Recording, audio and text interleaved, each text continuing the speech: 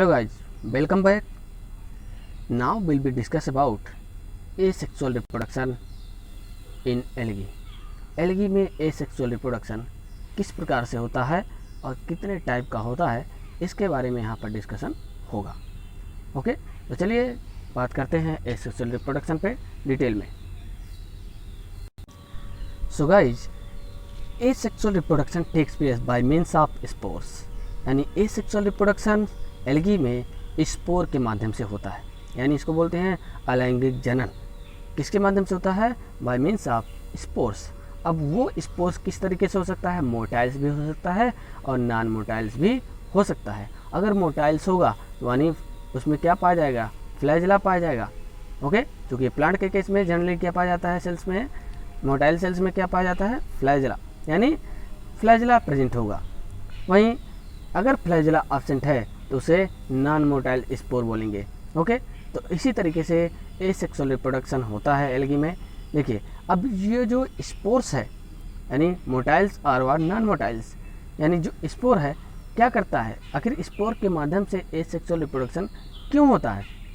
क्योंकि यहाँ पर गैमेट्स का, मेल एंड फीमेल गैमेट्स का फ्यूजन नहीं होता है. विदाउट फ्यूजन ऑफ गैमेट्स, ऐसा रिप्रोडक्शन जो बिना गैमेट के फ्यूजिंग हो, उसे हम क्या बोलेंगे? एसेक्सुअल रिप्रोडक्शन बोलेंगे. और नए प्लांट थैलेस का फॉर्मेशन कर लेगा, नए प्लांट बॉडी का फॉर्मेशन करेगा, सो उसको बोलते हैं एसेक्सुअल टाइप्स रिप्रोडक्शन.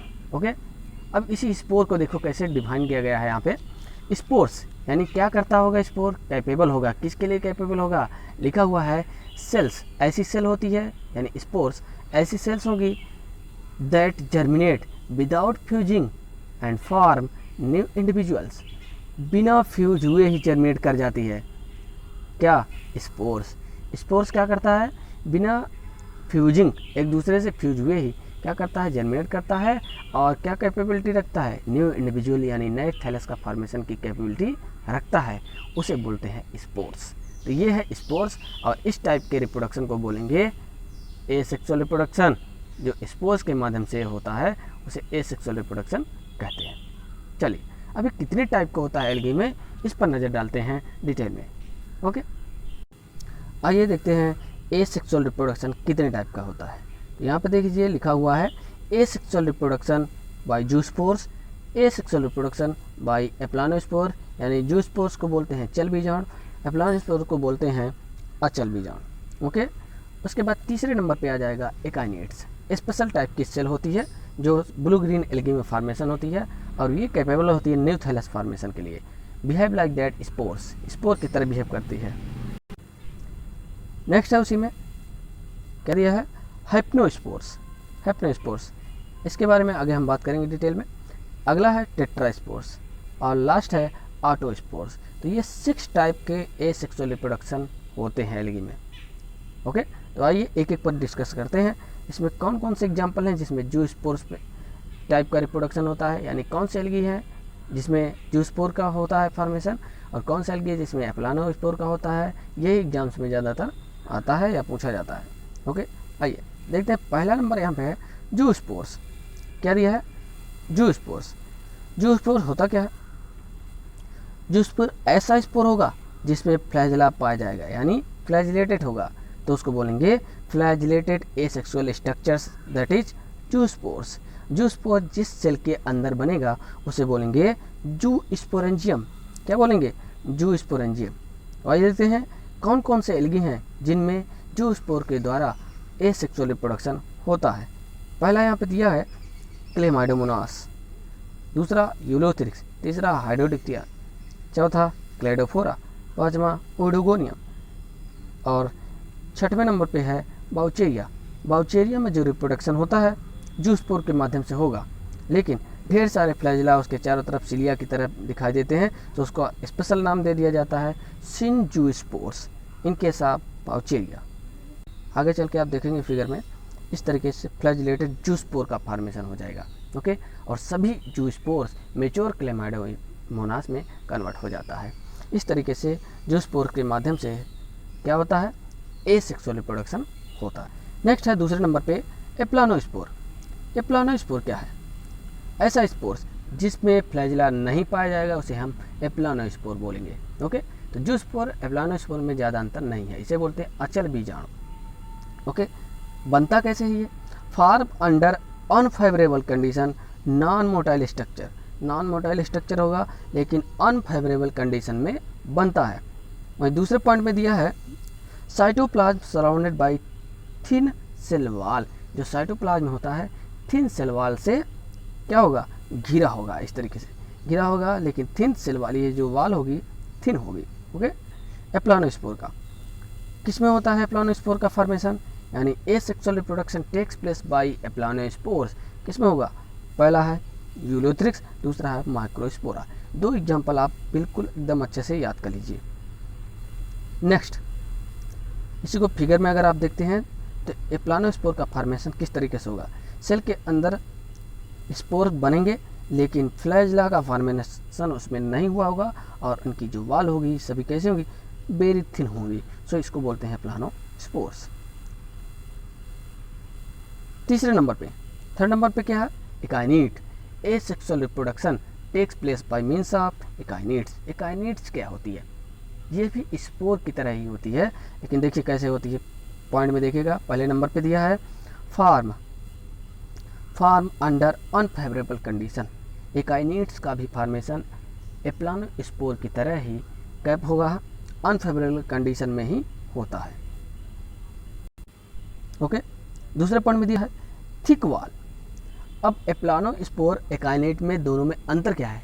दोनों में अंतर सिर्फ इतना है कि एप्लानोस्पोर की जो सेल वॉल होती है वो थिन होगी और वहीं एकाइनेट्स की जो होगी कैसी होगी? वॉल थिक होगी। यही अंतर है, दोनों नॉन मोटाइल होते हैं, इसलिए दिया है like aplanospore. Like aplanospores on release form new thallus. अब क्या होगा? एकाइनेट्स क्या होती है? मेन थाइलस से अपने रिलीज होने के बाद न्यू थाइलस का फॉर्मेशन करती है, यानी ये कैपेबल होती है फॉर्मेशन ऑफ न्यू थाइलस। लेकिन एक बात आप ध्यान देंगे, जितने भी टाइप अभी तक हमने बताए, जो स्पोर्स, एप्लानोस्पोर्स एंड एकाइनेट्स, कहीं पे एक स्पोर दूसरे स्पोर से फ्यूज होता हुआ नहीं दिख रहा है, यानी सेक्सुअल रिप्रोडक्शन नहीं हो रहा है। इसको हम सेक्सुअल नहीं कह सकते, इसीलिए कह रहे हैं एसेक्सुअल रिप्रोडक्शन, अलैंगिक जनन। ओके, एग्जाम्पल हो जाएगा एनाबीना नॉस्टा। जनरली एकाइनेट्स का फॉर्मेशन ब्लू ग्रीन BGA में होता है, यानी ब्लू ग्रीन एल्गी में होता है। ओके, ये जो स्पेशल सेल बन रही है, स्पेशल सेल्स है बीच बीच में, यहाँ पर भी सेंट्रल में ये बन रही है, इसी को बोलते हैं एकाइनेट्स। ओके, नेक्स्ट है हेप्नोस्पोर्स। क्या है? हेप्नोस्पोर्स। हेप्नोस्पोर्स क्या है? हेप्नोस्पोर्स भी थिक वॉल स्ट्रक्चर्स होता है। कैसे होगा? थिक वॉल स्ट्रक्चर होगा, form during unfavourable condition. Unfavourable condition में इसका भी फॉर्मेशन होता है और जैसे ही फेवरेबल कंडीशन आएगा वैसे ही ये स्पोर्स नए थैलस फॉर्मेशन के लिए कैपेबल होता है। ओके, किस में पाया जाता है? क्लेमाइडोमोनास निबेलिस में एंड पेडियस्ट्रम में। इन दोनों को एग्जाम्पल आप लिख लीजिएगा। ओके, ये है फिगर में आप देखेंगे हेप्नोस्पोर का फॉर्मेशन इस तरीके से होता है। ओके, ऐसे।